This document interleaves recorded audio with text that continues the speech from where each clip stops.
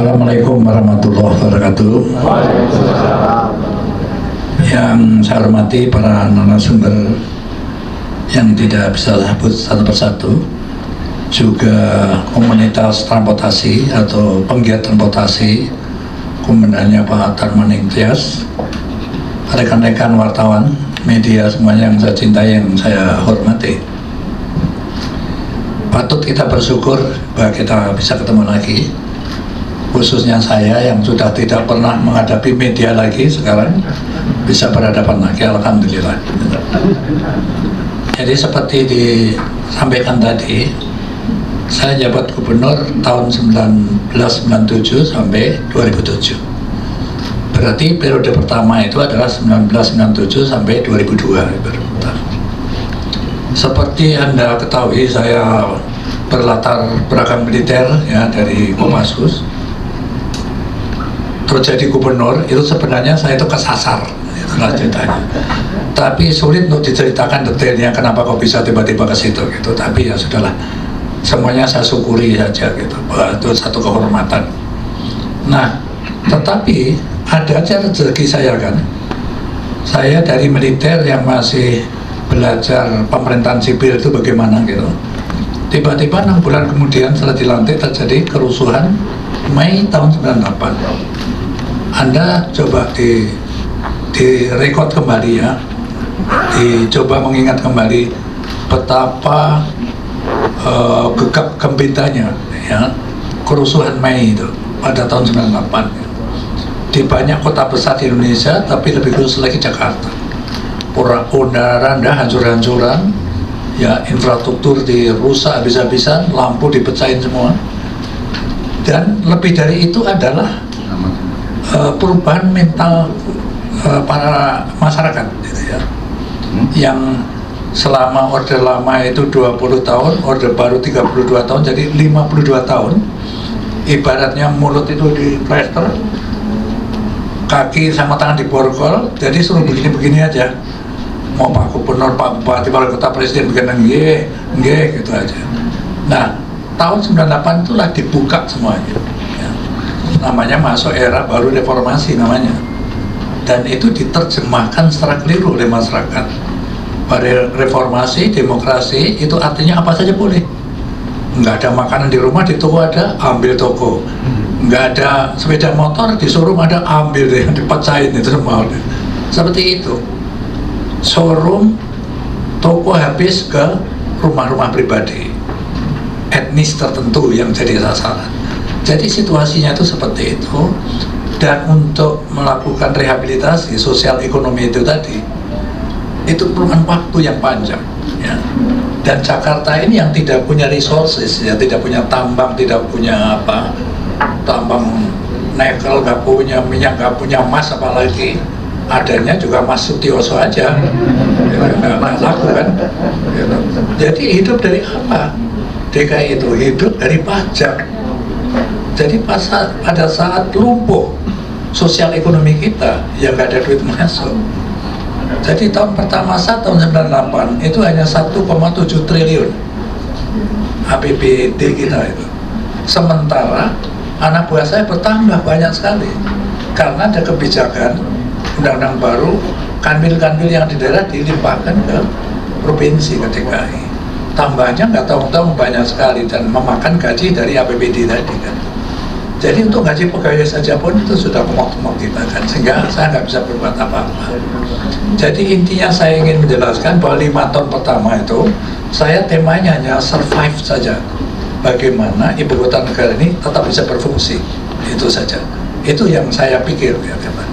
Nah, pada saat periode kedua 2002 sampai 2007 jabatan saya, pada 2003 sudah mulai terpikir diri saya, dan uang kita saat itu sudah kira-kira dari 1,7 itu tahun 2003 itu mungkin sudah ada 10 T lah kira-kira gitu ya. Saya mulai berpikir untuk mengatasi kemacetan ibu kota gitu. Nah, ini satu pelajaran pertama. Jadi kita yang latar belakangnya militer ini jangan merasa dirinya pintar, ngerti semua gitu kan. Padahal untuk menyelesaikan masalah, saya harus tahu persis mengapa Jakarta macet gitu. Oleh karena itu saya kumpulkan orang-orang dari kampus, ya, para profesor, dokter, pakar transportasi saya kumpulkan, gitu. Jadi saya jelaskan rapat pertama itu, saya jelaskan tentang carut marut transportasi kita itu, ya. Di antaranya itu perbandingan kendaraan pribadi itu 20%, kendaraan umum 20%, kendaraan pribadi 80%. Ini terbalik dengan kota-kota lain. Kendaraannya umum itu 80%, kendaraan pribadi 20%. Nah, kita terbalik. Ya karena 20% pun kebul-kebul yang kayak begitulah gitu ya. Nah, oleh karena itu saya jelaskan akan saya selesaikan. Karena itu jawab pertanyaan saya selain mengapa Jakarta macet. Saya tanya, Prof sudah dibaca? Sudah, ya assalamualaikum. Jawabnya yang berbulan-bulan gitu. Oleh karena itu saya tahu A sampai Z mengapa Jakarta macet. Pertumbuhan jalan dibandingkan pertumbuhan kendaraan bermotor. Satu hari bukan 1 bulan atau 1 tahun. Berapa sepeda motor bertambah, berapa mobil bertambah, gua ngerti. Tetangga kita di Potangrong Bekasi tiap hari masuk ke sini berapa, gua ngerti. Dari mana? Dari para pakar dari universitas itu tadi, berbagai universitas. Nah, sementara mereka melakukan survei habis-habisan itu, saya melakukan studi banding, ya, dibanding ke beberapa negara, dan di antaranya saya berhentinya itu di ibu kota Kolombia. Mengapa?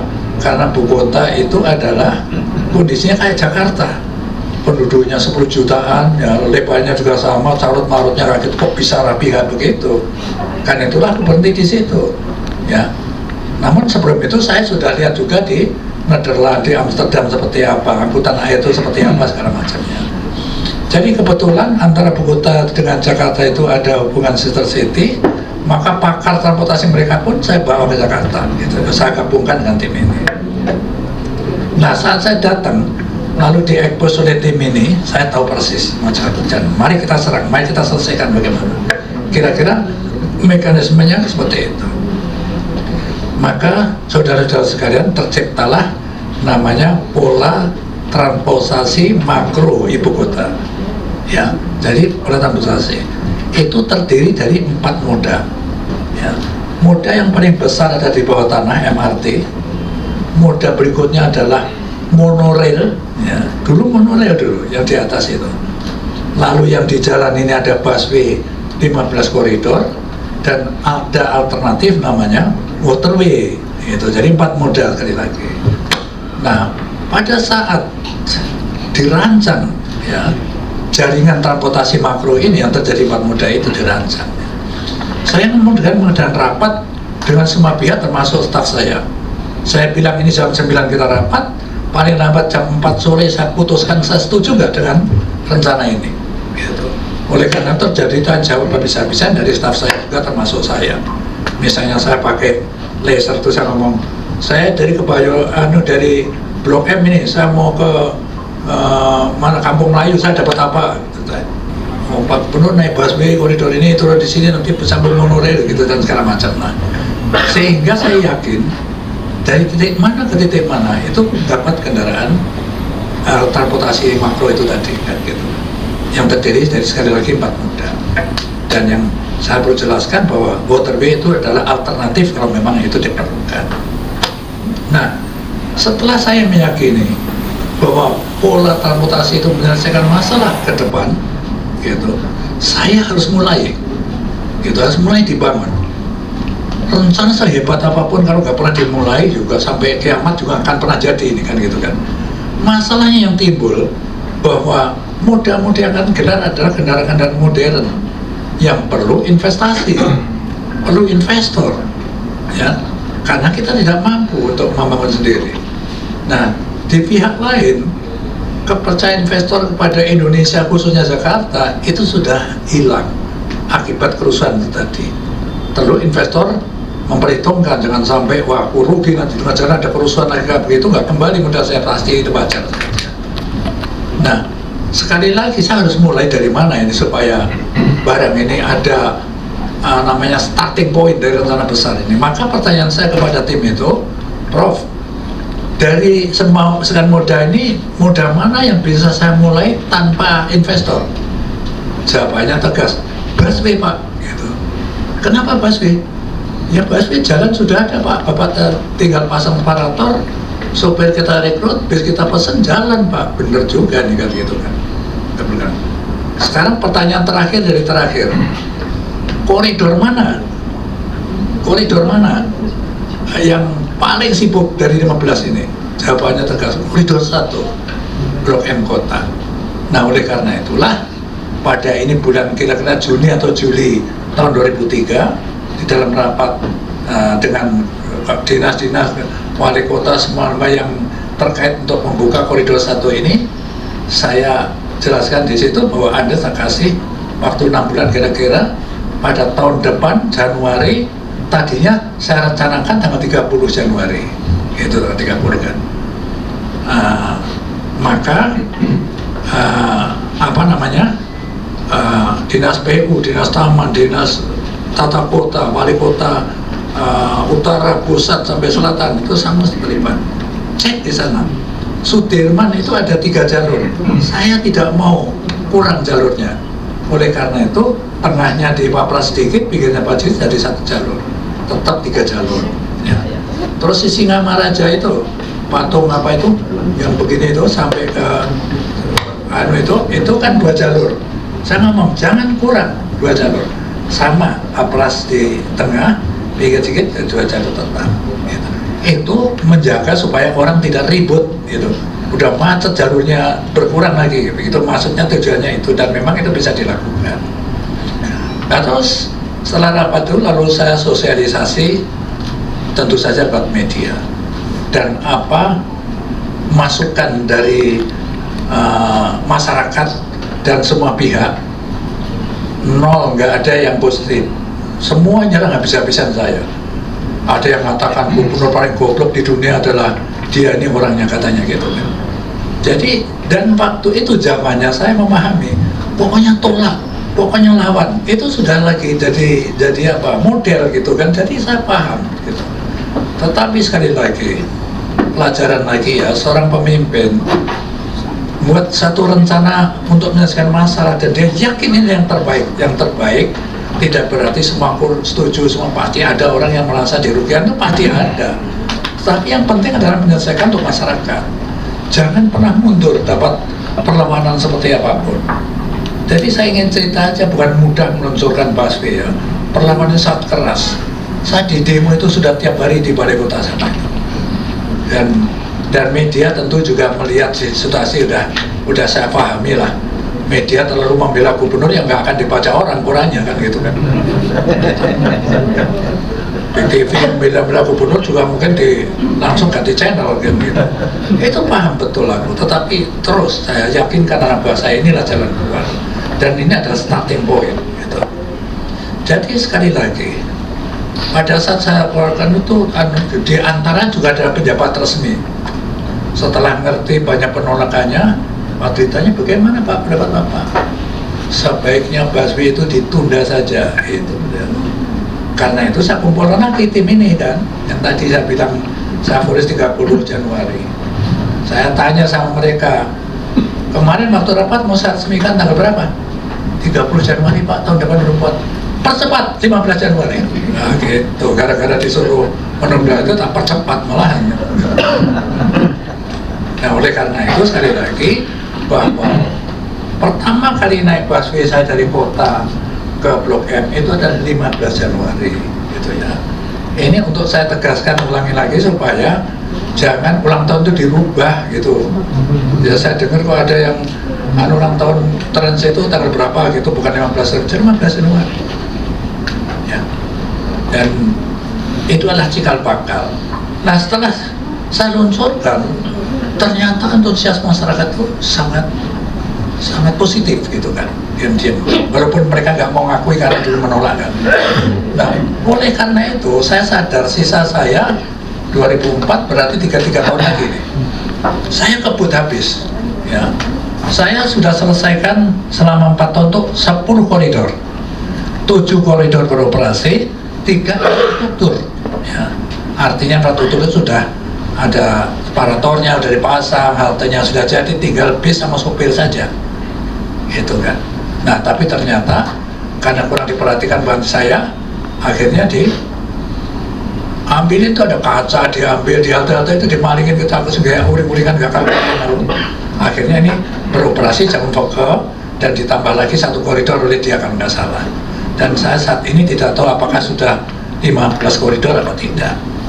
Nah dari cerita ini semua, yang paling penting yang harus ditangkap oleh masyarakat bahwa busway atau Transjakarta itu tidak berdiri sendiri, gitu. Ya, ada MRT yang sudah dimulai sekarang dari ini ya di bawah kita ini sampai ke Fatmawati sana, ya terus stasiunnya di Lebak Bulus sudah dimulai. Konsepnya dulunya adalah MRT ini terus ke Depok dan Bogor, gitu. Di Depok Bogor adalah stasiun besar, diharapkan ya setelah Fatmawati itu nggak di bawah tanah lagi karena mahal di bawah tanah, dia elevated lewat di atas jalan supaya murah. Tetapi keretanya kan itu juga kan, gitu.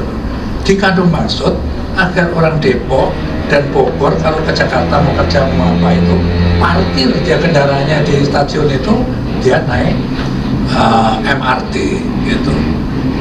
Nah kemudian LRT, monorail yang kemudian zaman gubernurnya siapa 2014 diganti LRT.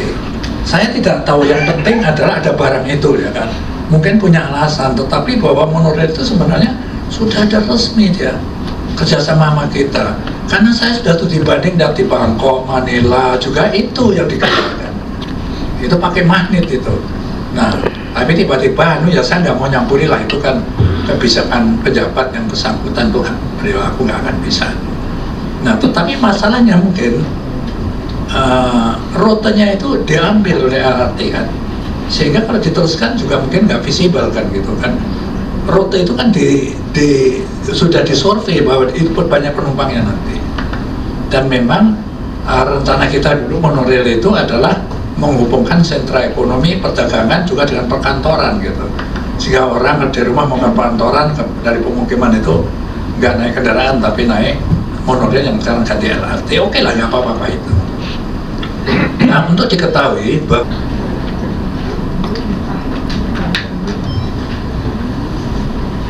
dan tadi kan sudah ngomong kata tentang kita Depok Bogor ditembus pakai MRT. Ini sekali lagi konsep dulu, kalau sekarang dirubah-rubah ya nggak apa-apa gitu. Untuk saya jelaskan aja. Nah kemudian Bekasi dan Tangerang itu diakses pakai busway gitu kan. Kan ada koridor berapa aku nggak hafal, sudah gitu. Sebenarnya di batin saya, kemudian Bupati atau Wali Kota Tangerang Bekasi itu membuat busway yang sama gitu di sana.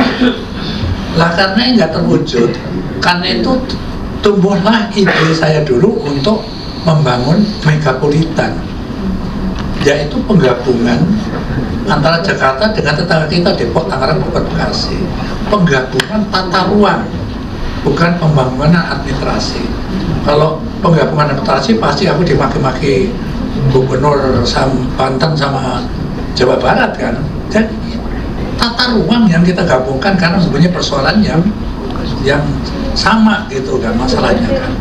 Tetapi ya itulah sekali lagi kan saya sudah ngomong, pokoknya tolak padahal ide itu saat aku sudah mau berakhir. Apa komentarnya di media saya baca? Wah, Gubernur Bang Yos itu kepengen jadi setingkat menteri itu memimpin megapolitan. Itu komentarnya, bukan mempelajari ini positif apa tidak gitu.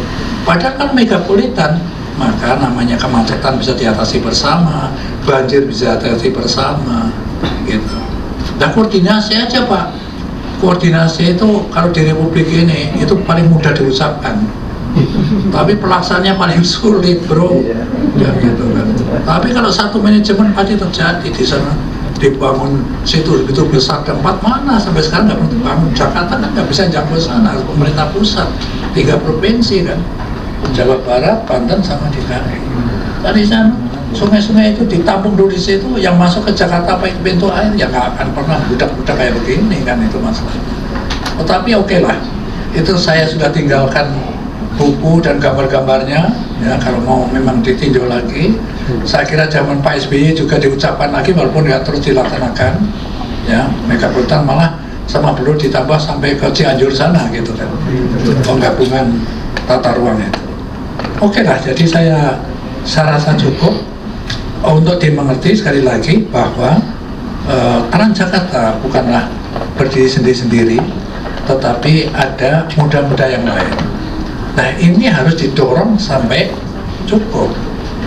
Nah, ini sudah jadi pun mungkin masih macet juga gitu kan. Sudah ada peraturan untuk membatasi mobil 3-in-1 gitu. Ternyata lahir joki-joki itu sampai aku dengan patroli lewat jalan-jalan sana itu kan, kalau apa mobil lewat pada kabur semua, nanti 5 menit lagi balik lagi gitu. Artinya tidak efektif kan. Terus ganjil genap, apa susahnya diganti nomor kan gitu kan. Nah, wajar lagi ya, sekarang listrik, aku juga pakai listrik sekarang, tapi listrik itu aku lihat deh sampai nggak apal aku mereknya tuh, macam-macam merek itu berudak kayak macam lain. Nah itu di kota-kota besar yang saya lihat seperti London, di yang dekat di Singapura, itu diperlakukan namanya ERP, ya, Electronic Road Pricing. Saya dengar ini Gubernur Pramono sudah menggagas itu pula gitu. Jadi kalau itu memang diterapkan itu dalam rangkaan kan, jadi memang kemana-mana kita bayar itu. Nah, kalau nggak mau bayar naik transportasi umum itu aja. Ya, tentu ini akan dilakukan penelitian, survei yang mendalam, mungkin kan prosesnya kan gitu nanti. Tetapi bahwa ERP itu bukan barang aneh, gitu ya. Nah, oleh karena itu pada penggiat transportasi rekan-rekan semua, ya tolong terus dianukan, karena kalau kita tidak ngasih lalu lintas macet, itu kerugiannya luar biasa. Kerugian moral maupun material. Moral seperti apa? Orang stres loh, bolak-balik ngerem, gini ngantuk-ngantuk, dan lagi. Karena kebablasan ngantuknya diklakson di bawah, maju lagi, dan maju lagi. Satu itu. Nah material, ya tentu, ya, bensin yang akan keluar akan lebih banyak. Terus orang tidak produktif kan? Habis waktunya di jalan, apakah dia pakai pemerintahan, apakah dia swasta, menjadi kurang produktif gitu ya. Jadi dan jangan menganggap bahwa kayak gini ini ada Jakarta, di kota besar semuanya sama. Ya kita nggak usah malu-malu, mari kita belajar pada kota besar yang sudah sukses gitu. Tentu dengan penyelesaian tertentu di sini kan begitu kan. Jadi saya harapkan Anda jangan pernah berhenti ya untuk meneliti, mengoreksi, termasuk teman-teman media, agar suatu saat kita nyaman di Jakarta ini ya, manusia jadi produktif dan semua lancar, polisi terpangkas, karena memang transportasi yang kita gelar itu dari awal sudah janji ini adalah bebas polusi gitu. Kalau dulu hanya ada gas saja, saya ganti gas, kalau sekarang sudah ada listrik gitu, dan sudah dimulai saya lihat oleh Gubernur Pramono. Saya diajak meresmikan jalur yang ke Ancol sana, ya saya sudah lihat semua listrik semua, itu nol polusi gitu. Karena pernah duduki ranking ketiga di dunia Jakarta ini polusinya ya. Nah itu tadi yang pertama Bogota, Bangkok, terus Jakarta. Sekarang Bogota sudah tidak lagi kan. Nah Jakarta saya harapkan mengatasi lalu lintasnya sekaligus memangkas polusi udara.